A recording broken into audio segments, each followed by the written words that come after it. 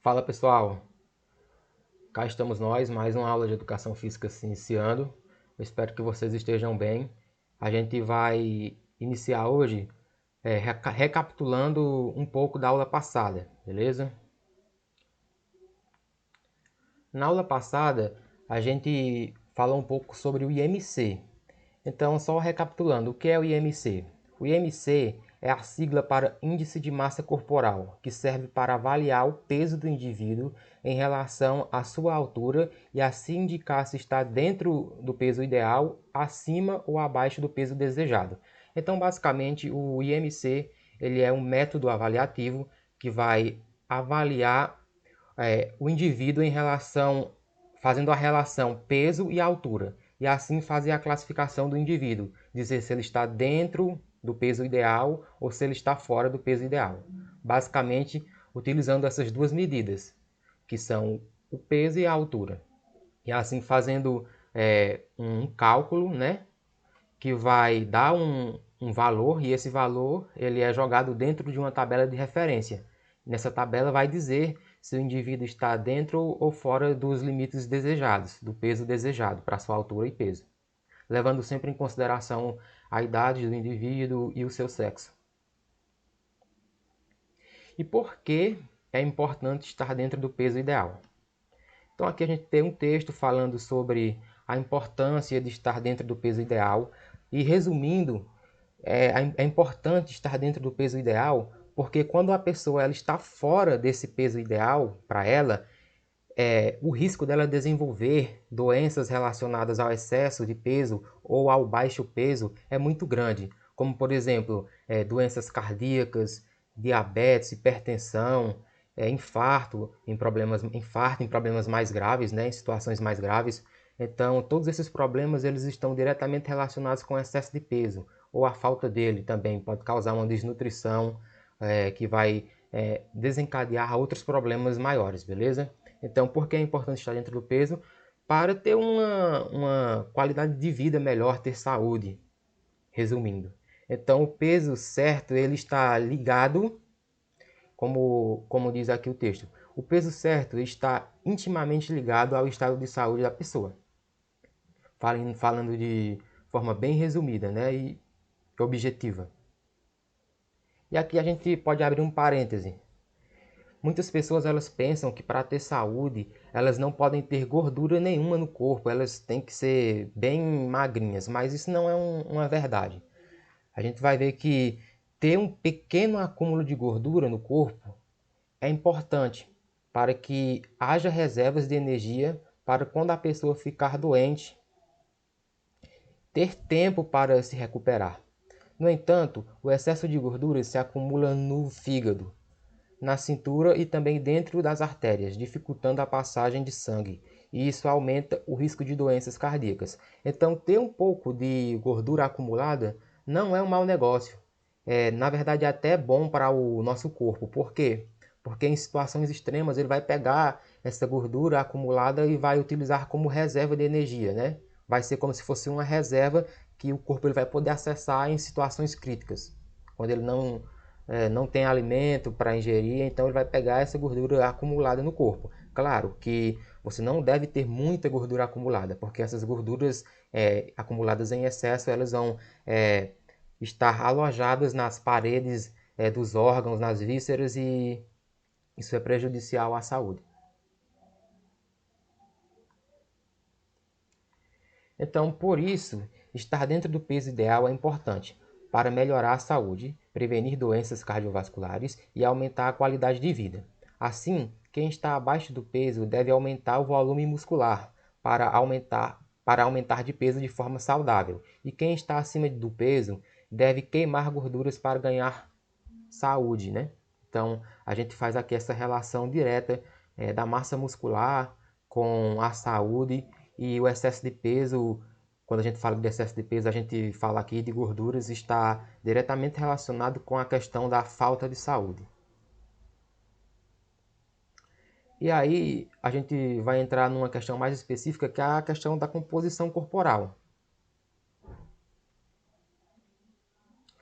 Então, A avaliação da composição corporal é realizada para identificar os principais componentes do organismo humano, que são os ossos, a musculatura e gordura corporal. Então a composição corporal ela é dividida em dois grupos. O primeiro grupo a gente chama de massa magra, que é aquela livre de gorduras e é constituída por massa muscular, massa óssea e massa residual, que são os líquidos e os órgãos do nosso corpo. Nós vamos ter a massa magra, a massa gorda, que basicamente é a gordura corporal, que é o tecido adiposo.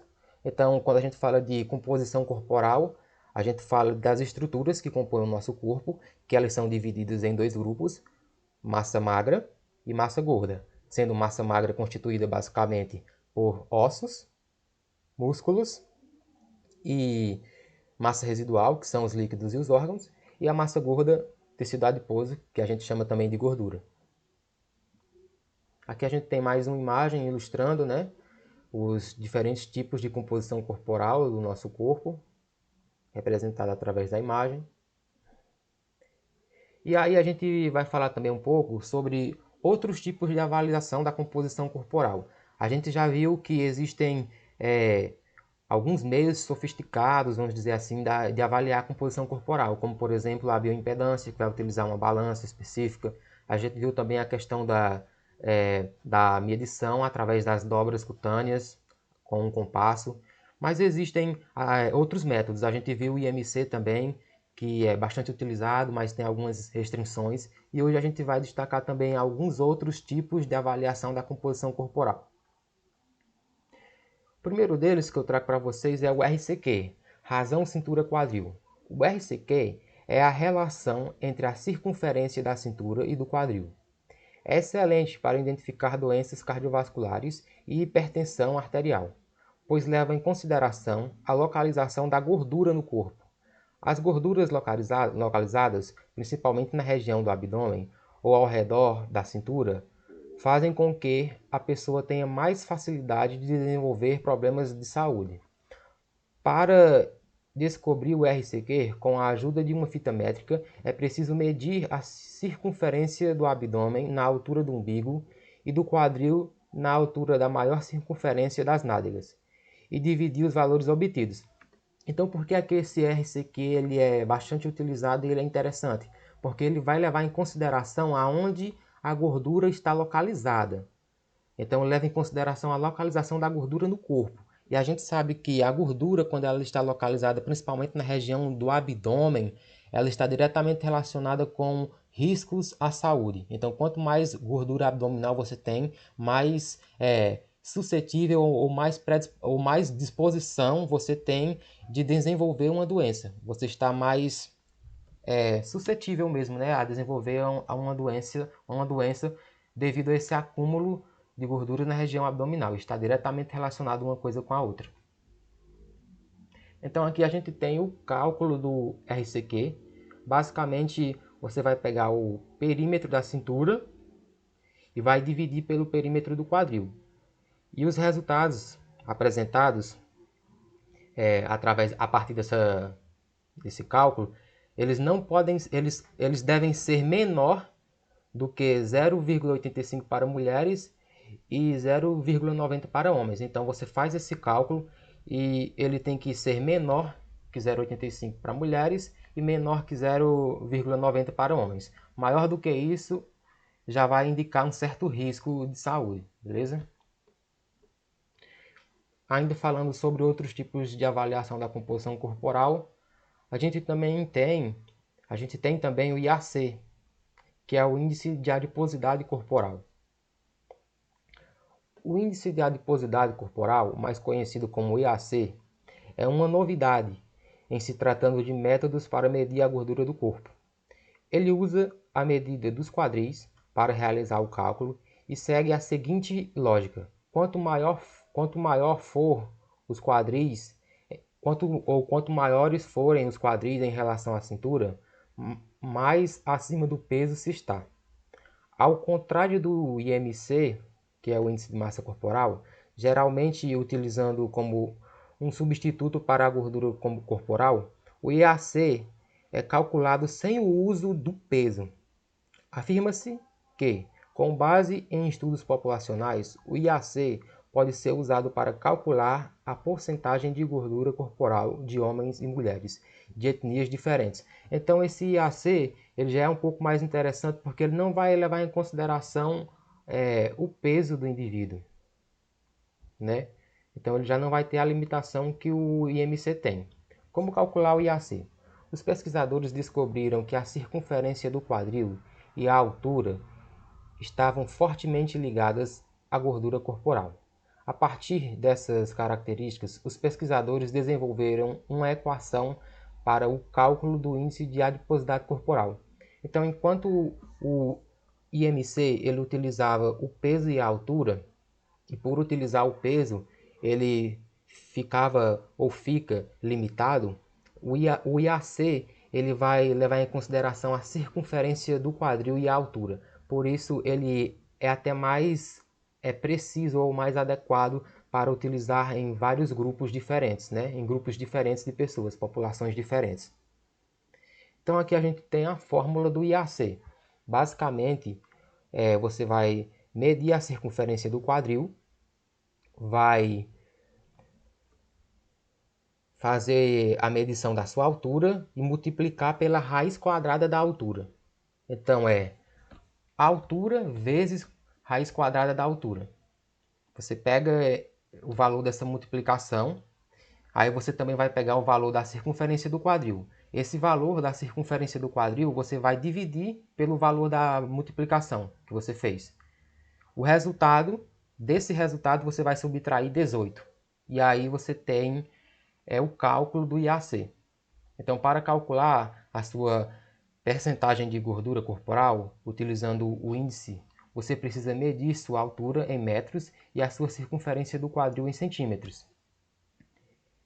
E o resultado obtido através dessa equação, você vai colocar também na tabela de referências. E assim você vai conseguir saber se você está dentro da média ou abaixo ou acima. Beleza? Eu vou mandar para vocês um vídeo onde eu faço o cálculo do IAC para vocês verem bem direitinho como que se faz. Aqui a gente já tem a fórmula, mas eu vou mandar para vocês um vídeo também explicando passo a passo. E aqui a gente tem um exercício, exercitando o aprendizado. Digamos que Ana tem 98 centímetros de quadril e 1,62 m de altura. Qual é o seu IAC? É justamente esse exercício que eu vou resolver para que vocês entendam como calcular o IAC. A gente tem aqui a fórmula de novo, tabela de referência. E aqui eu tenho um vídeo explicando como calcular o IAC, vou mandar para vocês. E basicamente, pessoal,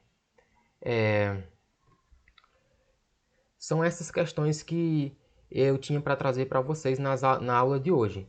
E com essa aula a gente fecha toda aquela sequência ou essa sequência de aulas que a gente está tendo relacionando educação física com saúde, beleza? Então essa aula ela marca o fim dessa sequência de aulas relacionando educação física com saúde, com distúrbios alimentares.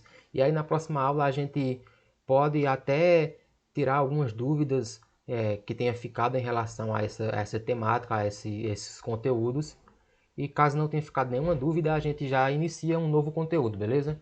Então por hoje, pessoal, é só. A gente termina por aqui e até a próxima, beleza? Valeu!